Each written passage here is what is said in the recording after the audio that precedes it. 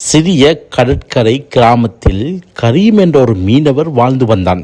அவனுடைய வாழ்க்கை முழுவதும் கடலோடு இணைந்தது. அதிகம் பேசாதவன், ஆனால் அவன் முகத்தில் எப்போதும் அமைதியும் நம்பிக்கையும் தெரியும்.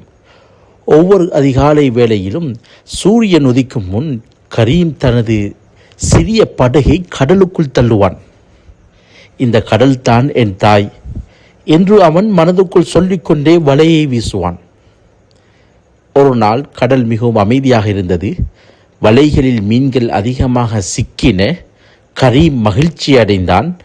அப்போது அவன் வலையில் ஒரு சிறிய மீன் மட்டும் துடித்து கொண்டிருந்தது. இது வளரட்டும் என்று நினைத்து அதை மீண்டும் கடலில் விட்டான். அந்த நாளில் அவனுக்கு மீன் விற்பனையில் அதிக பணம் கிடைக்கவில்லை. சிலர் அவனை கேலி செய்தார்கள், இவ்வளவு சின்ன மீனை விடுகிறாயே என்று. கரீம் சிரித்தான். கடலை நாம் காப்பாற்றினால் கடல் நம்மை காப்பாற்றும் என்றான். சில நாட்களுக்கு பிறகு கடலில் ஒரு பெரிய புயல் வந்தது. பல படகுகள் சிக்கின. கரீம் மற்றும் அனுபவத்தாலும் கடலின் இயல்பை அறிந்ததாலும் பாதுகாப்பாக திரும்பி வந்தான்.